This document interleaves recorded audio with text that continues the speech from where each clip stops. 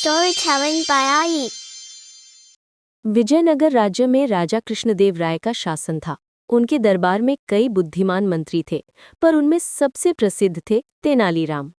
वे दिखने में साधारण थे, पर उनका दिमाग तेज और स्वभाव हंसमुख था। वे हर समस्या का हल बुद्धि और हाजिर जवाबी से निकाल लेते थे। एक बार की बात है, राज्य में एक व्यापारी आया। उसके साथ कई नौकर, घोड़े, गाड़ियां और असंख्य कीमती सामान था। व्यापारी बहुत गर्व से कहता कि दुनिया में उससे धनी और चतुर कोई नहीं। वो राजा के सामने पहुंचा और बोला, महाराज, मैंने दूर दूर के देशों की यात्रा की है, पर आपकी बुद्धि का हाल सुनकर यहाँ आया हूँ। कहते हैं आपके दरबार में तेनालीराम नाम का बड़ा विद्वान है। मैं उसकी परीक्षा लेना चाहता हूँ। राजा मुस्कुराए। उन्होंने कहा, तेनालीराम को चुनौती देना आसान नहीं, फिर भी तुम्हारा स्वागत है। अगले दिन व्यापारी दरबार में आया। उसके हाथ में एक बड़ी मुहर लगी पोटली थी। उसने कहा, इस थैली में खजाना है।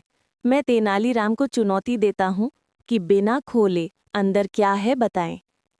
दरबारियों ने सोचा, ये तो असंभव है, पर तेनालीराम शांत खड़े रहे। उन्होंने पोटली के पास जाकर सूंघा, फिर हल्का सा दबाया। वे मुस्कुराए और बोले, इसके अंदर चने हैं। व्यापारी चकित रह गया। उसने पोटली खोली, वो सच में चने से भरी थी। तेनालीराम ने कहा, तुम दूर देशों से जरूर आए हो, पर चने की गंध छिपा न सके। राजा और दरबारियों ने तालियां बजाईं। व्यापारी को शर्म आई, पर उसने हार न मानी। उसने एक और पोटली निकाली और बोला, ठीक है, अब बताओ इसमें क्या है। इस बार तेनालीराम ने पोटली उठाई, थोड़ा हिलाया, फिर बोले, इसमें सोना नहीं, कंकड़ है। व्यापारी ने पोटली खोली, वहां सच में कंकड़ थे। अब दरबारियों ने हंसना शुरू कर दिया। व्यापारी परेशान हो गया। उसने अंतिम बार पूछा, तुम इतनी आसानी से कैसे बता देते हो?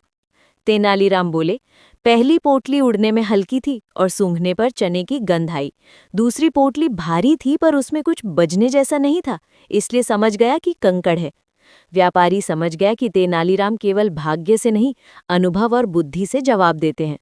उसने विनम्रता से राजा को प्रणाम किया और बोला, महाराज, आपके दरबार में सच में अद्भुत बुद्धिमान व्यक्ति बैठे हैं। मैं अपनी हार स्वीकार करता हूँ। राजा प्रसन्न हुए और तेनालीराम को पुरस्कार दिया। दरबार में हंसी फैल गई और सबने कहा, तेनालीराम की बुद्धि चमत्कार है। उस दिन के बाद व्यापारी गर्व छोड़कर विनम्र बन गया। वो हर जगह तेनालीराम की बुद्धि का गुणगान करने लगा। तेनालीराम फिर से अपने गांव लौटे। उन्होंने सोचा, बुद्धि का असली उपयोग वही है जिससे किसी को दुख न पहुंचे और सभी का भला हो। इसी सीख के साथ वो अपने कार्यों में लगे रहे और लोगों की मदद करते रहे। विजयनगर में सुख शांति बढ़ी और बुद्धिमानी की मिसाल बनकर तेनालीराम का नाम सदियों तक चमकता रहा। Like and subscribe for more stories by Ai. Storytelling by Ai. Akbar के राज्य में एक सुबह राजदरबार में बड़ी हलचल थी। बादशाह अकबर का चेहरा सामान्य से अधिक गंभीर दिख रहा था। दरबारियों की निगाहें एक दूसरे पर थीं, मानो कोई अनहोनी होने वाली हो। तभी वे सब धीरे धीरे समझ पाए कि आज का दिन सामान्य नहीं है। अकबर ने एक महत्वपूर्ण चुनौती रखी थी। दरअसल महल में कुछ दिनों से चोरी की घटनाएं हो रही थीं। किसी को पता नहीं था कि चोर कौन है। न पहरेदार, न मंत्री, न दरबारी, कोई भी इसका उत्तर खोज नहीं पा रहा था। बादशाह की चिंता बढ़ती जा रही थी। तभी उन्होंने दरबार में घोषणा की कि आज हम किसी तरह चोर को पकड़कर ही रहेंगे और इसके लिए हम बीरबल की सहायता लेंगे। बीरबल हमेशा की तरह शांत मुस्कान के साथ आगे आए। उन्होंने पहले चोरी हुई वस्तुओं का विवरण सुना, फिर महल के पहरेदारों से प्रश्न पूछे। सभी बातें सुनकर उन्होंने अपनी आंखें बंद की और कुछ क्षण सोचा। दरबारियों को लगा कि शायद बीरबल के पास भी कोई उपाय नहीं है, लेकिन वे गलत थे। बीरबल के दिमाग में पहले ही एक योजना तैयार हो चुकी थी। बीरबल ने कहा, जहां चोरी हुई है वहां रात को चौकसी कमजोर थी। चोर महल के भीतर का कोई व्यक्ति ही है। आज रात हम सब मिलकर उसे पकड़ेंगे। सब हैरान होकर पूछने लगे, कैसे? बीरबल ने मुस्कुराकर कहा, आज रात महल के आंगन में एक खास दीपक जलाया जाएगा। ये दीपक चोर को पहचानने में मदद करेगा। रात होते ही आंगन में एक बड़ा मिट्टी का दीपक रखा गया। बीरबल ने सभी पहरेदारों को एक लाइन में खड़ा किया। फिर उन्होंने कहा, जो भी चोर होगा उसके हाथ पर इस दीपक की गर्मी का असर जरूर दिखेगा, क्योंकि अपराधी डर के कारण दीपक के पास जाने की हिम्मत नहीं करेगा और उसके हाथ ठंडे रहेंगे। सब पहरेदार घबरा गए। वे सोचने लगे कि दीपक की गर्मी से हाथ कैसे ठंडे रह सकते हैं। लेकिन बीरबल ने किसी को समझाया नहीं। उन्होंने केवल ये कहा कि सभी पहरेदार हाथ आगे निकालकर खड़े हों। कुछ देर बाद बीरबल ने धीरे धीरे सभी के हाथ छुए। ज्यादातर हाथ गर्म थे, क्योंकि वे लोग चिंता के कारण पसीने से भीग चुके थे। लेकिन एक पहरेदार का हाथ बेहद ठंडा था। बीरबल तुरंत बोले, यही चोर है। दरबार में हलचल मच गई।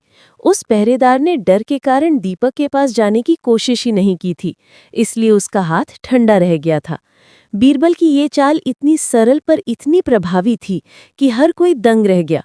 अकबर ने हंसते हुए कहा, बीरबल, तुमने फिर एक बार साबित कर दिया कि बुद्धि सबसे बड़ी ताकत है। सभी ने तालियां बजाईं और चतुर बीरबल की अद्भुत चाल पूरे राज्य में चर्चा का विषय बन गई। उस दिन फिर सबको एक बार समझ आ गया, जहां दिमाग का खेल हो वहां बीरबल का मुकाबला कोई नहीं कर सकता। Like and subscribe for more stories by IE. Storytelling by IE. Vijayanagar साम्राज्य के राजा कृष्णदेव राय के दरबार में एक से बढ़कर एक विद्वान और मंत्री थे, पर सबसे अलग था तेनालीराम। उसकी हाजिर जवाबी, चालाकी और समझदारी पूरे राज्य में मशहूर थी। लोग कहते थे कि जब सबकी बुद्धि साथ छोड़ दे तब भी तेनालीराम रास्ता निकाल ही लेता है। एक दिन दरबार में एक व्यापारी आया। वो बहुत गुस्से में था। उसने राजा से शिकायत की कि उसके स्टोर से कोई कीमती सोने की कटोरी चुरा ले गया है। व्यापारी बोला, महाराज, मैंने अपने 3 नौकरों पर शक किया है, लेकिन सब साफ साफ इनकार कर रहे हैं। कृपया मेरी मदद करें। राजा ने तुरंत तेनालीराम को बुलाया और कहा, राम, इस चोरी का पता लगाओ। सच कौन बोल रहा है ये मुझे कल ही जानना है। तेनाली ने मुस्कुराते हुए कहा, महाराज, ये काम मैं कर दूंगा। तेनालीराम उन तीनों नौकरों को अपने साथ ले गया। उसने हर एक को एक एक समान लंबाई वाली छड़ी दी और बोला, ये जादुई छड़ी है। जिसने चोरी की होगी उसकी छड़ी रात भर में 1 इंच बढ़ जाएगी। कल सुबह मैं इन्हें देखूंगा। नौकरों के चेहरे उतर गए, लेकिन वे बोले कुछ नहीं। अगली सुबह तेनालीराम ने तीनों को दरबार में बुलाया। राजा और मंत्री भी उत्सुकता से देख रहे थे। तेनाली ने तीनों छड़ियां नापनी शुरू की। तभी वो हंस पड़ा। उसने राजा से कहा, महाराज, चोरी करने वाला ये है, और उसने एक नौकर की ओर इशारा किया। राजा चकित हुए, लेकिन सब छड़ियां बराबर हैं, तुम्हें कैसे पता चला? तेनाली ने मुस्कुराकर कहा, महाराज, मैंने कल कहा था कि जो चोर होगा उसकी छड़ी बढ़ जाएगी। ये बात सच नहीं थी। वो केवल डराने के लिए कहा था। असली चोर डर गया था। उसे लगा कि उसकी छड़ी सच में बढ़ जाएगी, इसलिए उसने रात में छड़ी को थोड़ा काट दिया। यही वजह है कि इस नौकर की छड़ी बाकी दोनों से छोटी है। नौकर घबरा गया और सच स्वीकार कर लिया। उसने व्यापारी की कटोरी वापस कर दी। राजा खुश हुए और बोले, तेनालीराम, तुम्हारी बुद्धि सच में अद्भुत है। तेनाली ने विनम्रता से कहा, महाराज, डर हमेशा चोर को हर गलती करवा देता है। सच बोलने वाला कभी नहीं डरता। राजा ने उसे पुरस्कार दिया और पूरा दरबार उसकी प्रशंसा करने लगा। उस दिन के बाद से राज्य में एक नई सीख फैल गई। जितनी चतुराई से कोई चोरी करता है, तेनालीराम उतनी ही समझदारी से उसे पकड़ लेता है। Like and subscribe for more stories by IE.